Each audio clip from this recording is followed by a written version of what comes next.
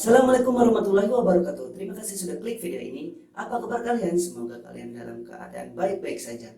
Oke, di video kali ini saya akan membahas 9 mitos dan legenda Pulau Lombok. Tanpa berlama-lama lagi, langsung saja ke videonya. Let's go. Gunung Rinjani menurut kepercayaan masyarakat Sasak merupakan singgasana Dewi Anjani yang merupakan ratu para jin.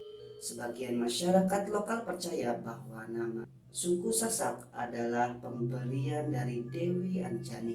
Di puncak Gunung Rinjani diyakini oleh masyarakat umum di Lombok adalah sebagai tempat bersemayamnya Raja Jin. Penguasa Gunung Rinjani bernama Dewi Anjani. Dari puncak ke arah tenggara terdapat sebuah lautan debu atau kaldera yang dinamakan Segara Muncar. Pada saat-saat tertentu dengan kasat mata dapat terlihat istana Ratu Jin. Pengikutnya merupakan golongan jin yang baik-baik. Alkisah Ratu Jin Dewi Anjani adalah seorang putri raja yang tidak diizinkan menikah dengan kekasih pilihannya. Pada suatu tempat mata air bernama Mandala, sang ratu menghilang. Ia berpindah tempat dari alam nyata menuju alam gaib atau alam jin. Dari atas, Danau Segara Anak tampak luas menyerupai lautan dengan warna air yang membiru. Danau ini bagaikan anak lautan. Karena itulah disebut Segara Anak. Danau Segara Anak menyimpan berbagai misteri dan kekuatan gaib. Itulah sebabnya manusia merasa betah tinggal lama di tempat ini. Disinilah komunitas makhluk gaib yang disebut jin bermukim. Diyakini sekitar Danau Segara Anak dihuni oleh komunitas bangsa jin yang sangat banyak. Sebagian besar dari mereka beragama Islam. Keyakinan masyarakat, apabila Danau Segara Anak terlihat luas menandakan bahwa umur orang yang melihat itu masih panjang. Sebaliknya, jika tampak sempit, maka umur si pelihat pendek. Untuk itu, agar tidak menjadikan seseorang pesimis, maka segera dilakukan bersih diri. Artinya, bangkitkan semangat hidup dan harus berjiwa tenang. Pandanglah kembali danau sepuas-puasnya. Pantangan ketika di sana tidak boleh melakukan hubungan intim suami istri. Jangan mengeluh dan berkata kotor, harus tetap sabar dalam menghadapi persoalan-persoalan. Sandar nyawa atau bunga abadi jenis tanaman ini menurut kepercayaan terlarang dipetik. Karena tanaman ini merupakan tanaman di dalam taman sari dari kerajaan di alam gaib. Untuk memperoleh bunga ini, masyarakat pada zaman dulu harus berani mempertaruhkan nyawanya. Itulah sebabnya bunga ini disebut bunga sandar nyawa. Bunga ini tak pernah layu, usianya sama dengan usia makhluk gaib. Di Taman Nasional Gunung Rinjani terdapat 3 goa yang terkenal, yaitu Goa Susu, Goa Payung, dan Goa Manik. Goa Susu dapat dijadikan media bercermin diri, sering digunakan sebagai tempat bermeditasi. Orang-orang yang berhati kotor, dengki akan mendapat kesulitan untuk memasuki Goa Susu. Lubangnya memang sempit, namun sebaliknya hanya orang-orang yang berhati mulia, bersih lahir batinnya yang dapat memasukinya. Dari dalam goa, air menetes dari ujung bebatuan yang menyerupai punting susu. Itulah sebabnya disebut Goa Susu. Rasa air yang menetes dari setiap punting tersebut berbeda-beda. Di dalam Goa Susu terasa suhu yang panas dan berasap bagaikan asap kukusan, sehingga pelakuan dalam proses ini disebut mengukus, dan terkadang orang menyebutnya ronsen, dan sangat bagus untuk menyembuhkan segala macam penyakit di badan. Putri Nyale atau Putri Mandalika dikisahkan adalah seorang putri cantik jelita yang dicintai oleh rakyatnya. Seorang putri yang rela berkorban demi rakyatnya. Dikisahkan bahwa adanya 2 orang pangeran dari negeri yang berbeda ingin melamar Putri Mandalika. Mereka menggunakan segala cara agar dapat memiliki sang putri, termasuk mengancam akan membuat kerajaan tersebut sengsara. Akan timbul bencana bagi rakyatnya manakala sang putri menjatuhkan pilihannya pada salah seorang pangeran. Wahai ayahanda dan ibunda serta semua pangeran dan rakyat negeri Tojang Biru yang aku cintai, Hari ini aku telah menetapkan bahwa diriku untuk kamu semua.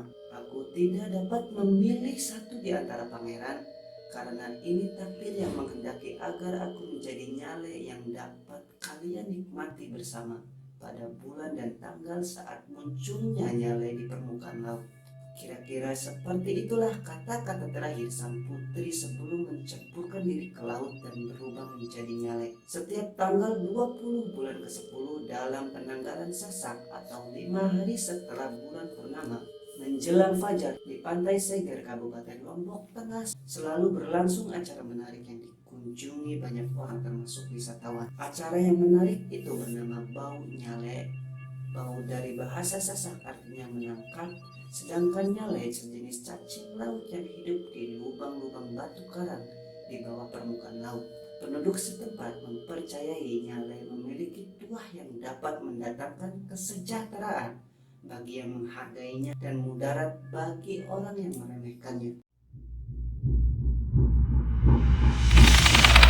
Air awet muda di Taman Narmada dipercaya oleh masyarakat setempat sebagai air yang dapat membuat orang yang meminumnya awet muda. Memasuki gerbang masuk Taman Narmada yang berarsitektur Hindu ini, mata Anda akan langsung disuguhi sebuah pemandangan taman yang hijau dan asri. Taman Narmada terletak di Kabupaten Lombok Barat, sekitar 10-15 km sebelah timur Kota Mataram, Provinsi Nusa Tenggara Barat. Taman seluas 2 hektar ini dibangun pada 1727 oleh Raja Mataram Lombok, anak Agung Ngurah Karangasem. Nama Narmada sendiri diambil dari nama anak sungai Gangga di India yang bernama Narmada Nadi. Dalam kawasan Taman Narmada terdapat pancuran 9 atau siwak yang letaknya di atas segara anak. Bangunan ini termasuk bangunan sakral bagi penganut Hindu Dharma maupun penganut waktu tilu.